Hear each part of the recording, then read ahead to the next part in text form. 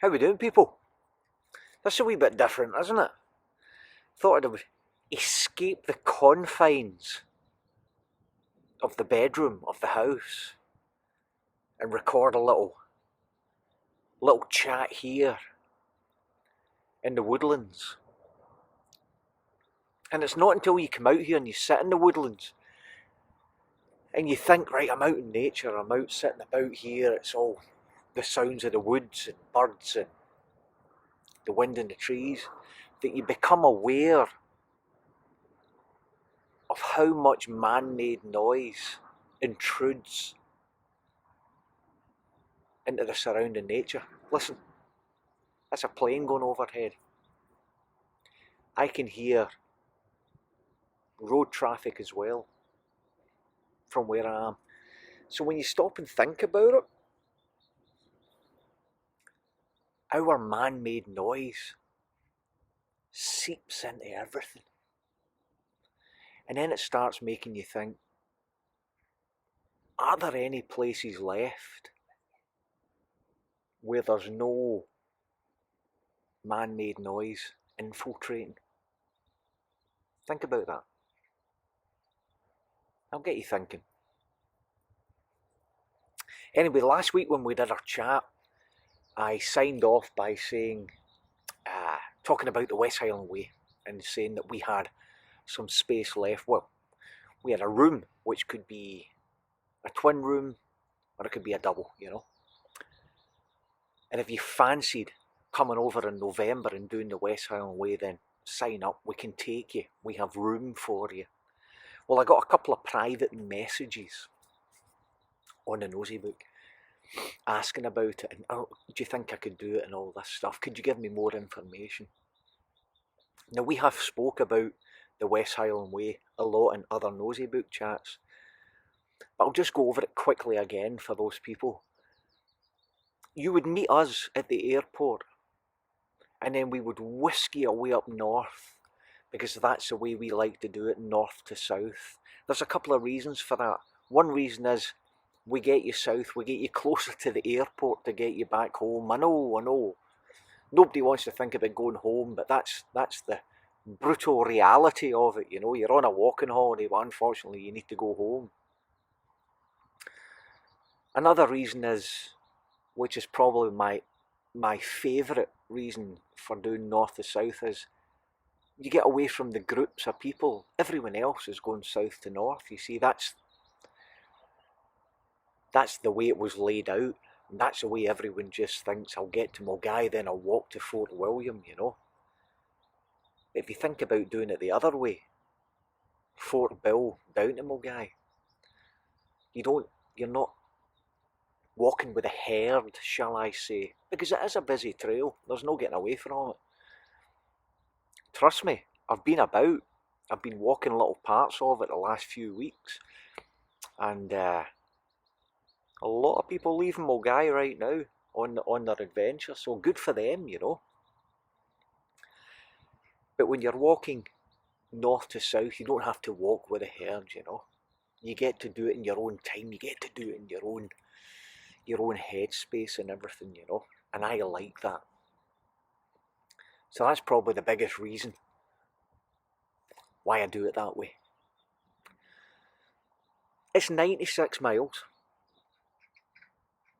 The way I pan it out, I break it into some nice chunks. Your longest day is a 21-mile day. Now, what I like to say to people there is, you don't let the miles into your head. A lot of people think 21-mile day, oof, that's a tough day. Aye, it's a long one. Aye, it's going to make you work. But it's only miles. And the trick is to not think about the miles. Don't be looking at your step counter, looking at all these wee gadgets and gizmos that we all have now. Crikey, they're built into your phone, you know. Step counters. Don't be looking at them. Because if you feel a wee bit tired and you look down at that, you know,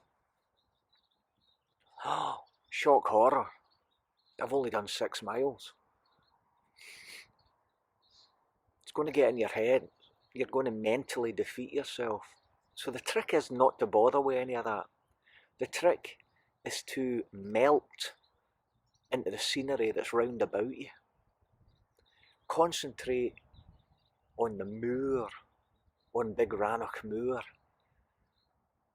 Enjoy the vast emptiness of it. Enjoy the black mountains as you go through there. Enjoy Loch Tula as you walk by Loch Tula. Just melt into the scenery. And trust me, before you know it, you're going to be at the Bridge of Orchy and you're only looking at 6 more miles to do. And then when you get to that point, you know you're on your countdown.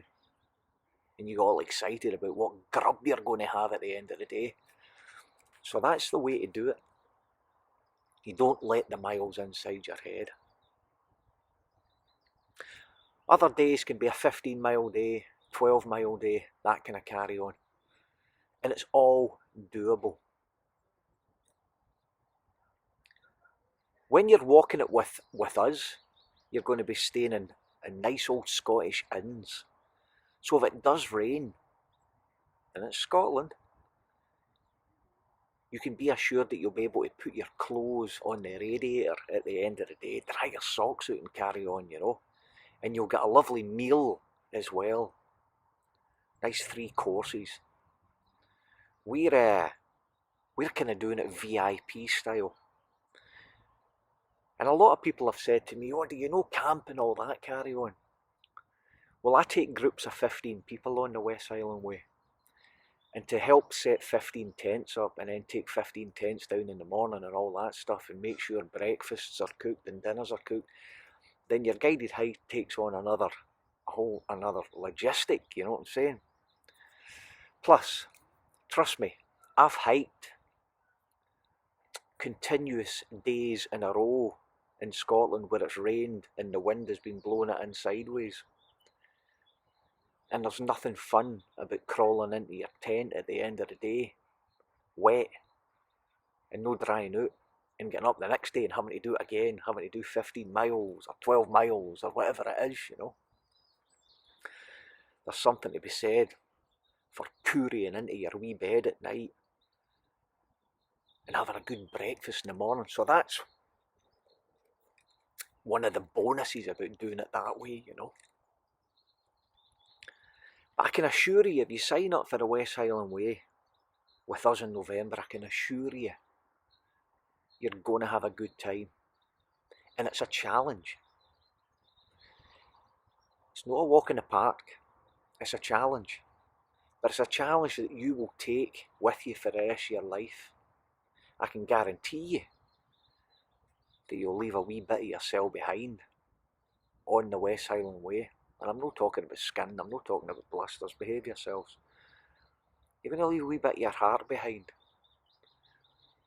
And when you're having a rotten day in your office or your factory or the hospital you work at or wherever you work, you can just sit back and go into your mind and find yourself on the West Highland Way. Sink into those memories. Makes everything a lot better. Trust me. So if you want to do it, we have room for you and we would love to take you. And I think you'll fall in love with Scotland. In fact, I know you'll fall in love with Scotland. I brought my flask.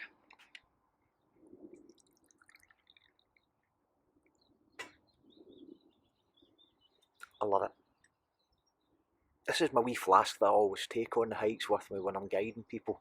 It's just about the right size. This is I think it's a 0.5 litre. It's half litre. It doesn't weigh that much when you fill it up. It fits easy inside your rucksack and it's about just the right size. A little mini cup there. These do just fine. I always have my coffee for during the day when I'm taking people on the trail. We have a little coffee break, tea break, lunch break, Chinwag break, and I like to get my wee coffee out. And I would say to you, bring a wee flask. If you like a wee cup of tea, you like a wee cup of coffee, bring a wee flask. And treat yourself. Because if it is windy, it is rainy, it's a nice wee perk in your mind to know that we're going to be biddying up soon for our lunch. I've got my wee hot flask. Your beauty.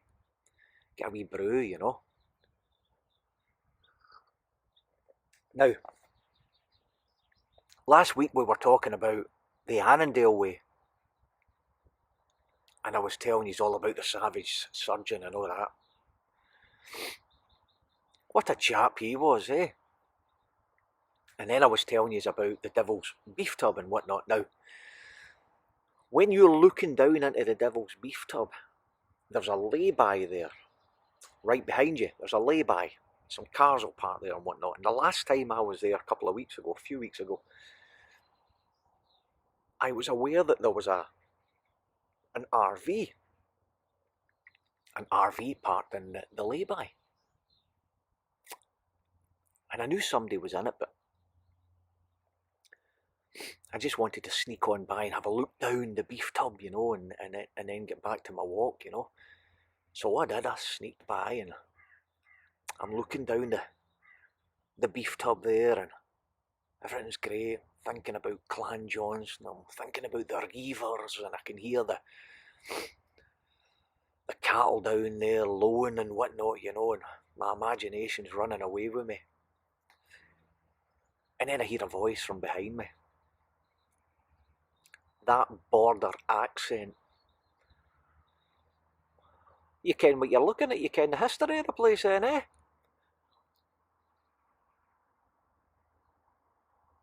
I turned around and looked, and there's this old fella with the door of the RV open. And he looked like he'd just crawled out his bed, whatever bed's in that RV, you know. I says, I'm sorry. He says, you ken what you're looking at? I says, aye. I says, it's the Devil's Beef Tub. I says, I'm a Johnson myself. Oh, you're not be here to steal my wagon off me then, are you?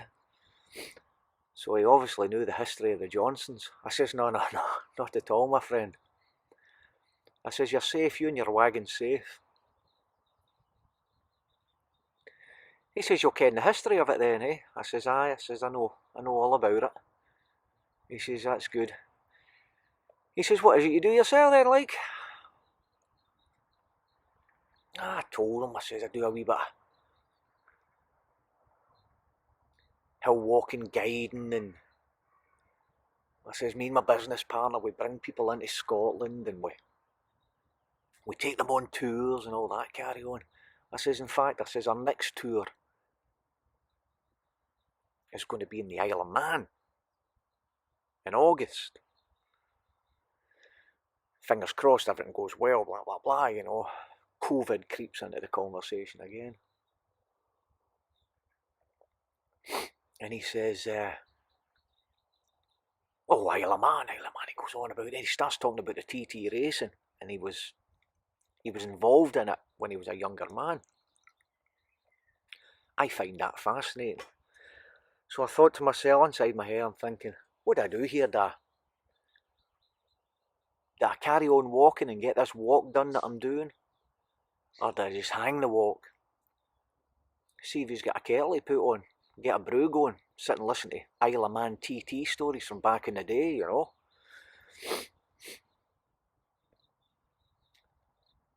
But the conversation went a different route.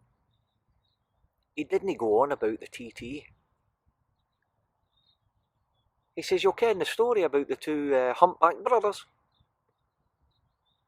I says, what?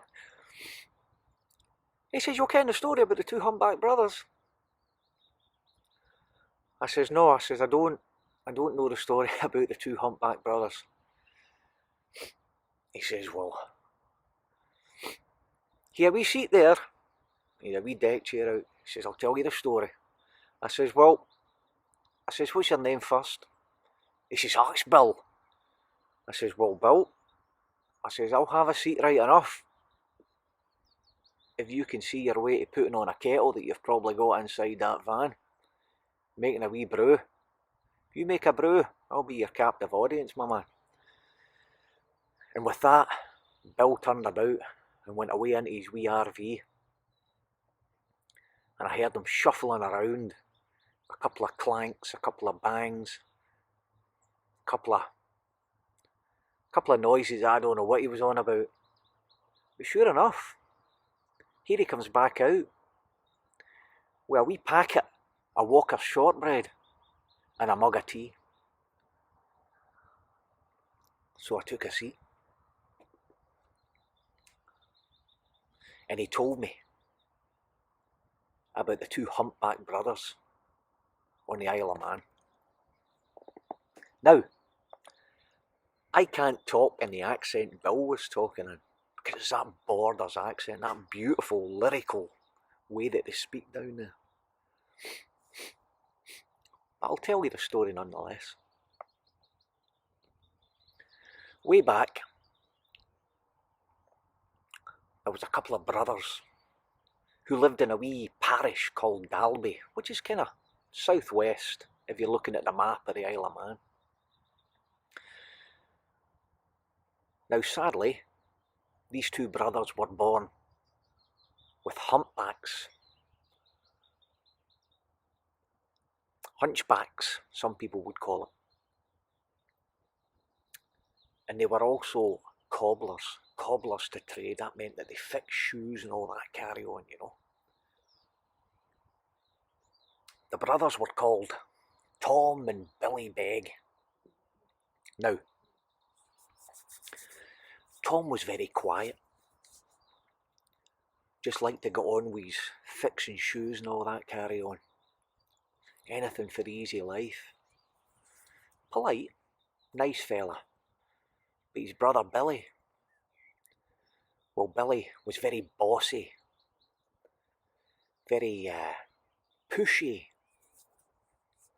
and was a bit of a know-all. Some people would say he was even rude. And Billy liked to boss his brother Tom around. And this particular day, it was about August, September. Billy says to Tom, "Stop doing what you're doing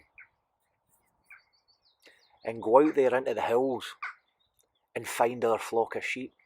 You see, on the side, the brothers liked to do a wee bit of farming, and they had their own flock of sheep they would look after, then take to the market, make themselves some side money, you know.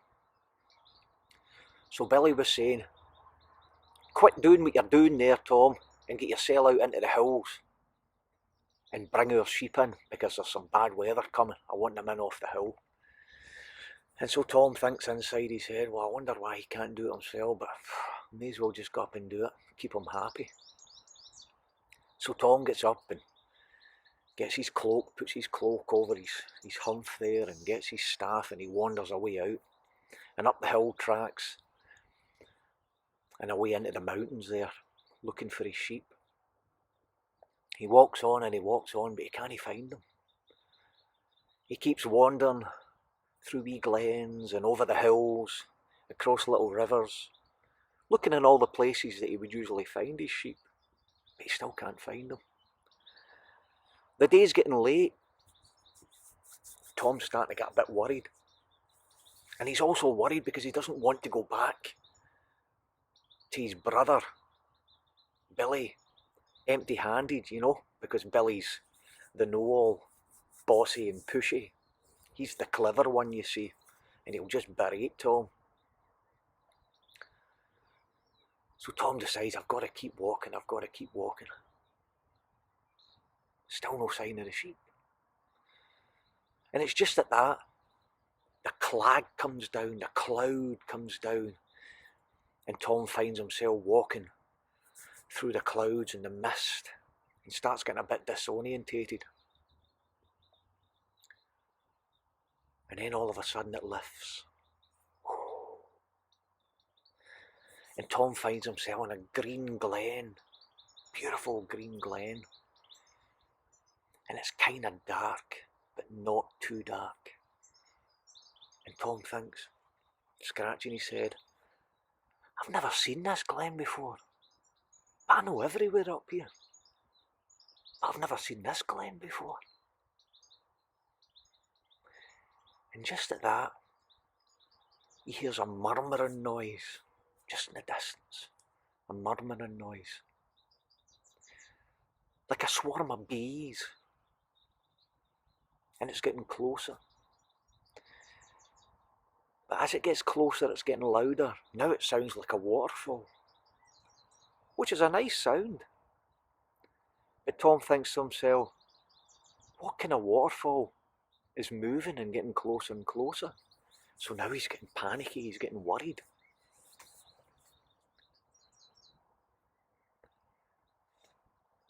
Now it sounds like hoofs. Hundreds of hoofs in marching. And just at that, round the corner at the head of the glen, comes an army of fairy folk. Tom can't believe his eyes. His jaw drops. Out in front were all the little fairy folk on their little horses. Hundreds of them, all in formation, coming towards them. And all running about underneath the horses with the little fairy dogs. Have you ever seen fairy dogs? Tiny little things. But by golly, they make a noise. Behind the horses came all the foot regiments, all dressed in green tunics with scarlet caps on their heads. They were all carrying spears. Behind them came all the fiddle players, all the flute players, all the bagpipe players. Behind them came this wonderful sight that Tom had no idea what they were, but they were all bearing flags. And they marched, and then behind the flag bearers came a very important looking fella. Big, long white beard, and he had robes on of gold and silver. Well, Tom was looking, jaw down, eyes wide open, and suddenly it all came to a halt, and one of the wee fellas pointed out Tom. They'd seen him, and he marched up, and he said, "You shouldn't be here. Come with me." And he's pointing his spear at Tom. Tom follows him, and the wee fella takes him to the man with the big white beard and the robes of gold and silver.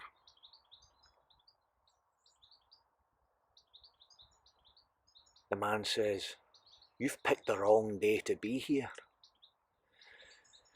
And Tom says, "I'm so sorry, sir. I'm so sorry, sir." And he bows as low as he possibly can with his hunch on his back. And he comes back up and he says, "My name is Tom Begg, and I'm just a cobbler, and I'm out here looking for my sheep, but I couldn't find them. And then the cloud came down, and I got lost, and I stumbled in here, and I found you people. I'm so sorry." You see, Tom knew he was addressing a king, so he was polite. The king of the fairy folk then, in a slightly more pleasing manner, more friendly manner, said, "Well, Tom Begg, since you're here, would you like to be one of us for the night?" And Tom says, "Dear king, I would like nothing better. I would like nothing better than to be one of yourselves for the night. Please tell me how I can please you, sir." And he bows again.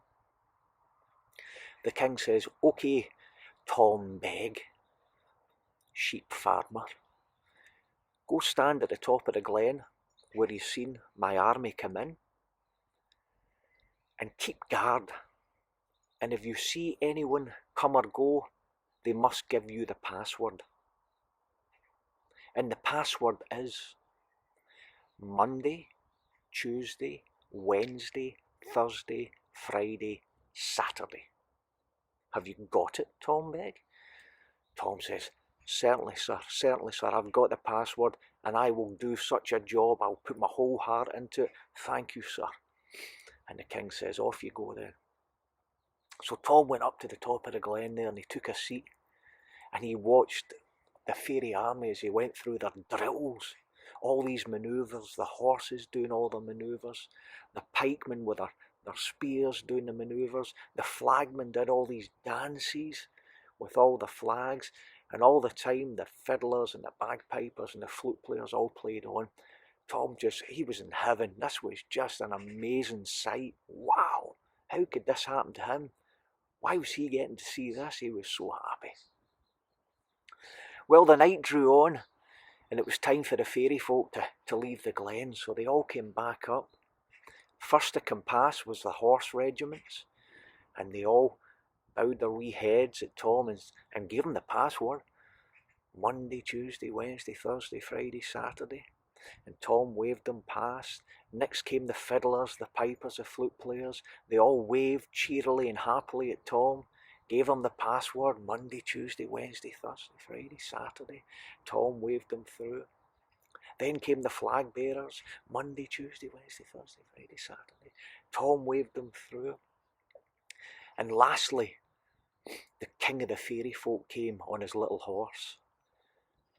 And he too said, Monday, Tuesday, Wednesday, Thursday, Friday, Saturday.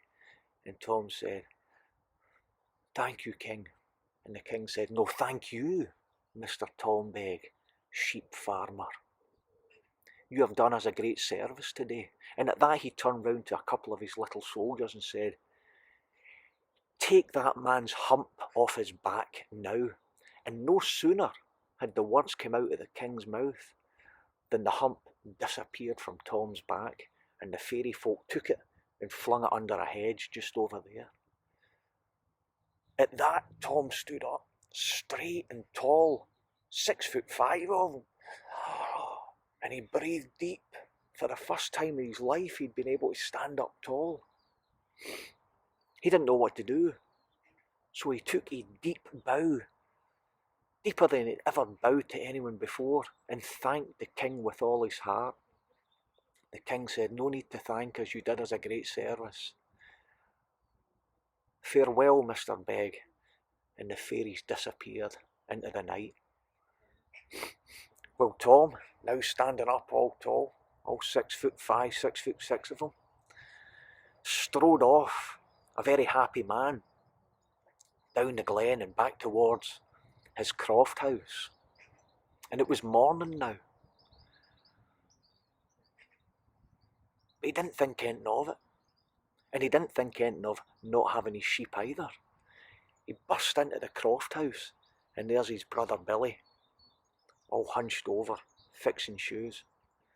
Where have you been? Where have you been? You were meant to be back here. I send you out on a simple task and you can't even get that right. What's wrong with you, man? But then he notices that his brother's standing up straight and tall. And Billy Begg thinks, oh my gosh, how did you do this? How did you do this miracle? And Tom sits down and tells him the story. And Billy's absolutely flabbergasted and says, tell me it again. So Tom gives him it all again. And Billy says, again. And Tom tells him it again. Even though Tom's exhausted, he's been out all night. He's been keeping guard for the fairy people. He's been looking for the sheep. But you see, Billy's pushy. Billy's bossy. Billy's a know-all. And he's a bully. He's bullying his brother. Billy's got a plan in his head, but hasn't he? All the while his little brother Tom is telling him the story, Billy's recording it all in his mind.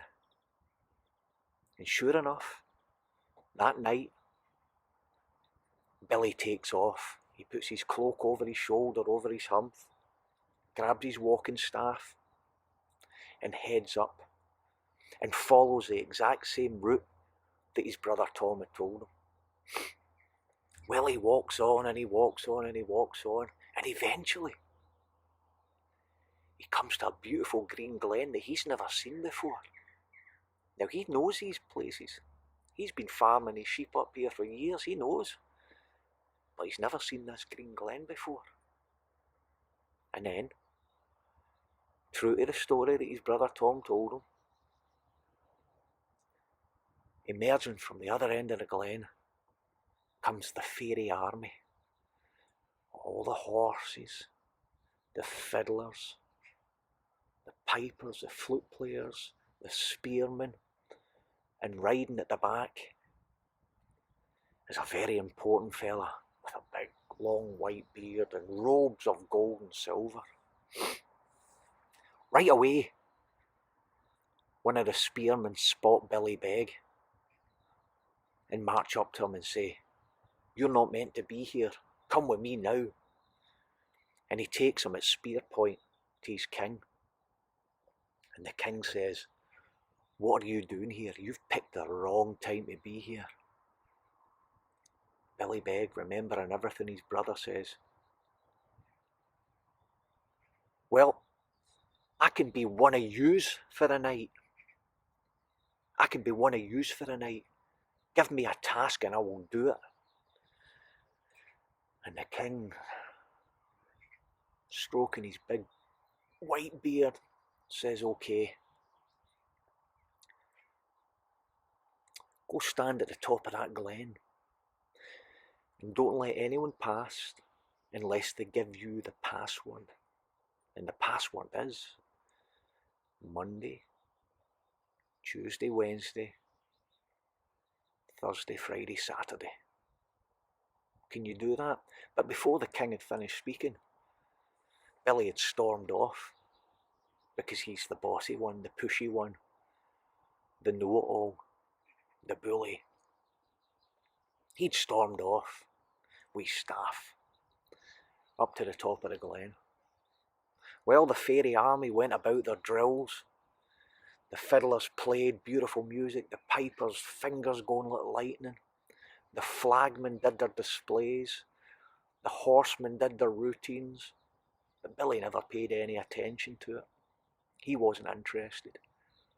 All he was thinking was his reward. He would get to look like his brother Tom, get this humph off his back. But he was also thinking, what else can I do? What else can I do for the fairy king? Because I've heard the stories. I know the fairies have gold, and I want my hands on the fairy gold.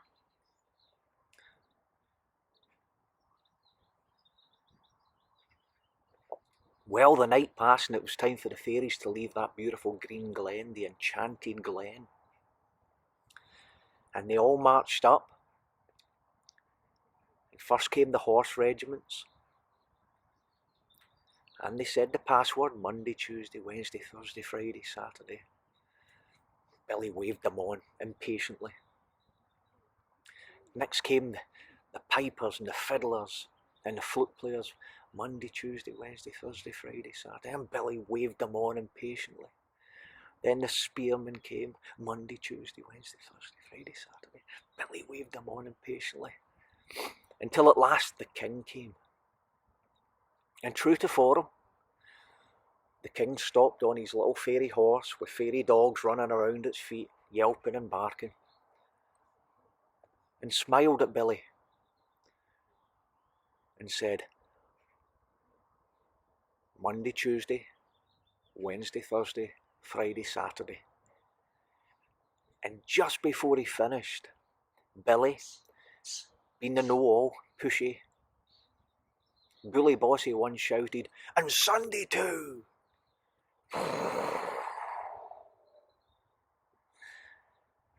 A great hush fell over the enchanted glen. All the little soldiers in the fairy army all cowered. And suddenly the fairy king didn't look so friendly. He had a face of thunder. And he roared, "How dare you? How dare you mention Sunday?" Now, I don't need to tell you. Sunday's a Sabbath day. Sunday's a Lord's day. And that means a day of rest. And we all know the fairies don't rest. The fairies are the hardest working people in the world. They don't like to rest. Fairies must always be busy. always doing something. So they don't like the Sabbath day. They don't like the Lord's day. And the last thing you want to do is say the word Sunday in front of fairies, let alone a fairy king. The fairy king then said again, "How dare you say that name, speak that word in my presence?" And at that he turned round to a couple of his fairy soldiers and said, "See that humph you removed from that man's back not yesterday? Take it and put it on this man's back." And no sooner had the words left the fairy king's mouth than Billy Beg had another humph on his back. One on this shoulder and now one on that shoulder. He was double humped over.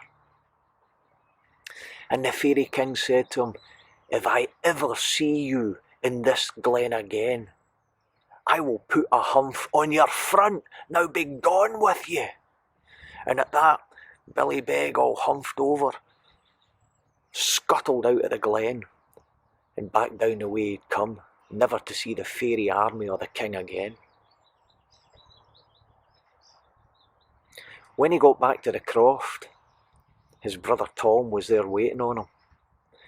Tom, all 6'5", 6'6" of him, couldn't help but look at his brother and think, "Oh, what's going on?" He wasn't bothered. You see, because while Billy had been away, Tom had found the flock of sheep. He'd found them down at the village. And while he was there, collecting his sheep, he'd got talking to the miller's daughter, the fairest maid on the whole of the Isle of Man. And she'd been quite taken with Tom Beg, this tall, handsome fella. And they'd arranged to go on a wee date. So everything was looking good for Tom. He'd found his sheep. He was going on a date with the miller's daughter, the fairest maid on the Isle of Man. And he no longer had a humph. So when Billy, his brother, continued to bully him and be boastful and pushy, Tom didn't feel too bad about it. Because Billy's a clever one, isn't he?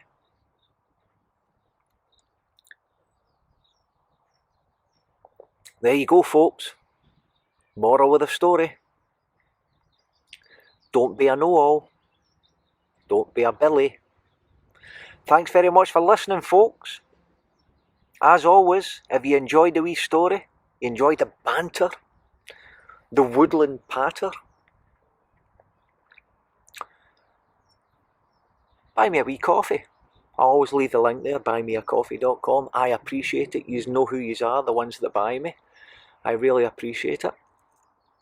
And if you do fancy coming out on the West Highland Way, drop Bill an email, eohebrides@aol.com, and you'll find all our tour information, www.eohebrides.com.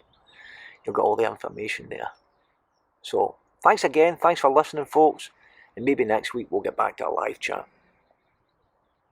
Slange, viva la clan nosy book.